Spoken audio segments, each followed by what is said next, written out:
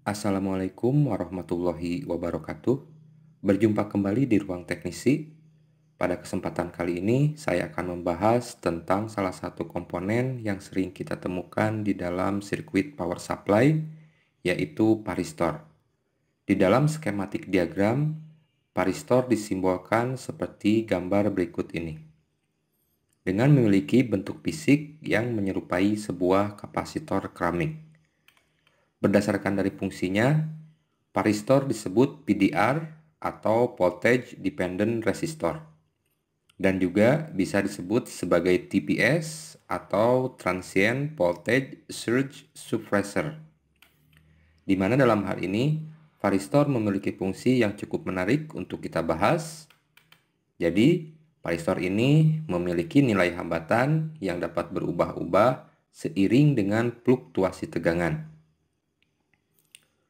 Semakin tinggi nilai tegangan yang muncul, maka nilai hambatan yang terdapat di dalam paristor akan semakin rendah, dan sebaliknya, semakin rendah nilai tegangan yang masuk, maka nilai hambatannya akan semakin besar. Oke, sebagai contoh pengaplikasian sederhana paristor pada sebuah rangkaian elektronik, bisa kita perhatikan pada sebuah modul power supply berikut ini. Terlihat sebuah paristor dengan tipe MOV atau Metal Oxide Paristor 14E471K terpasang secara paralel pada tegangan AC 220 volt setelah sebuah fuse atau sikring.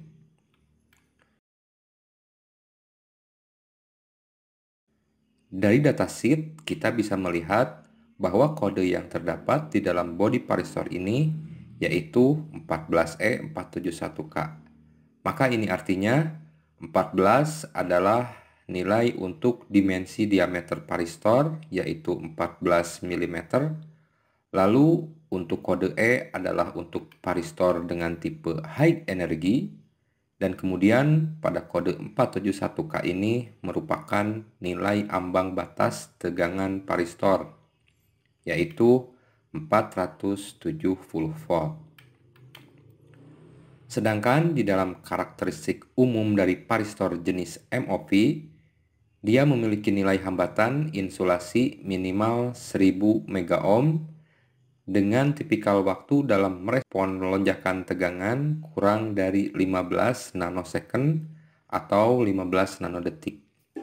Jadi sangat responsif jika terjadi lonjakan tegangan yang muncul tiba-tiba. Baiklah, kurang lebih seperti itu untuk penjelasan dari dataset paristor ini. Sekarang mari kita bahas fungsi dan cara kerjanya di dalam sebuah rangkaian elektronik. Secara garis besar, paristor berfungsi sebagai pengaman sebuah rangkaian elektronik dari lonjakan tegangan yang muncul tiba-tiba. Dalam beberapa kasus, lonjakan tegangan bisa sangat kuat seperti akibat kilat saat badai petir yang masuk ke dalam sistem jaringan kabel PLN.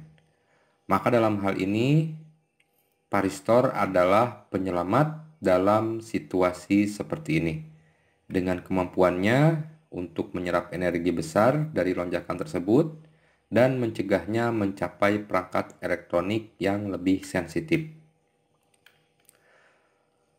Dan untuk memahami bagaimana cara kerjanya, saya akan coba jelaskan dengan metode yang paling sesederhana mungkin agar dapat sangat mudah dipahami.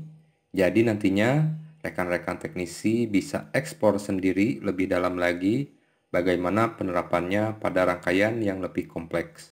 Misal pada power supply TV LED Samsung ini.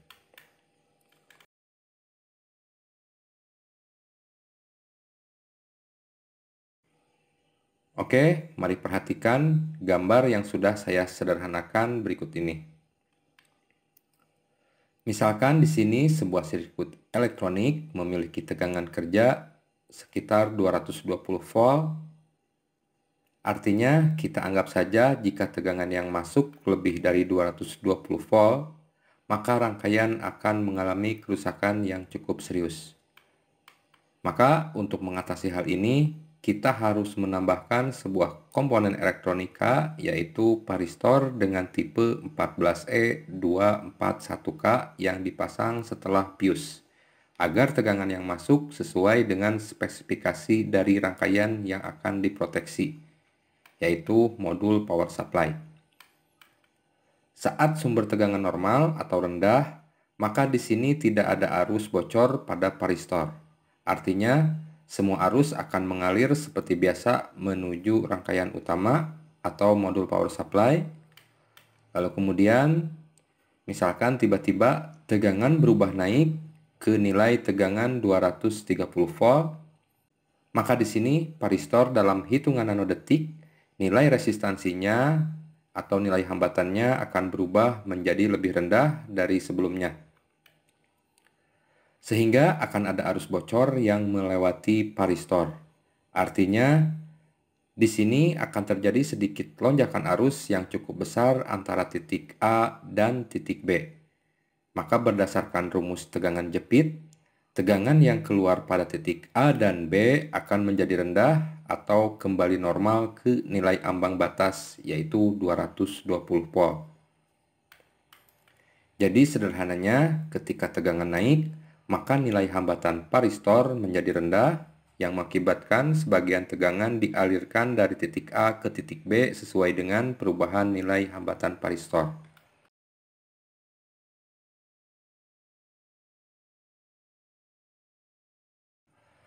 Dan ketika tegangan kembali normal, resistansi varistor kembali ke tingkat semula dan varistor kembali ke keadaan isolatornya.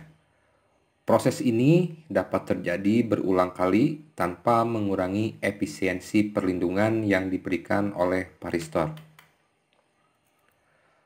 Lalu bagaimana jika lonjakan nilai tegangan yang masuk diakibatkan oleh kilatan petir? Yang mana kita tahu sendiri bahwa kilatan petir mampu menghasilkan aliran listrik yang sangat besar. Apakah varistor ini mampu menahan atau mengamankan rangkaian elektronik? Jawabannya tentu bisa, karena varistor dirancang untuk menangani masalah seperti ini. Jadi di sini, semisal ketika kilatan petir yang menghasilkan ratusan volt masuk ke jaringan listrik instalasi, maka sesuai yang seperti kita bahas tadi, ketika tiba-tiba terjadi lonjakan tegangan, maka nilai hambatan varistor menjadi rendah. Karena di sini lonjakan tegangan diakibatkan oleh kilatan petir yang menghasilkan tegangan yang melebihi ambang batas varistor, yaitu misal 250, maka varistor akan seperti sebuah konduktor yang memiliki nilai hambatan yang rendah sampai mendekati miliohm. Sehingga titik A dan titik B seperti seolah disortkan oleh varistor ini. Dan yang terjadi berikutnya adalah BIOS akan putus sesuai dengan sistem kerjanya, dan inilah alasan kenapa varistor dipasang setelah BIOS. Namun, dalam beberapa kasus kita akan menemukan varistor juga ikut putus atau terbakar. Oke, sekian dulu video kali ini. Semoga bermanfaat dan sampai jumpa lagi di materi pembahasan berikutnya. Wassalamualaikum warahmatullahi wabarakatuh.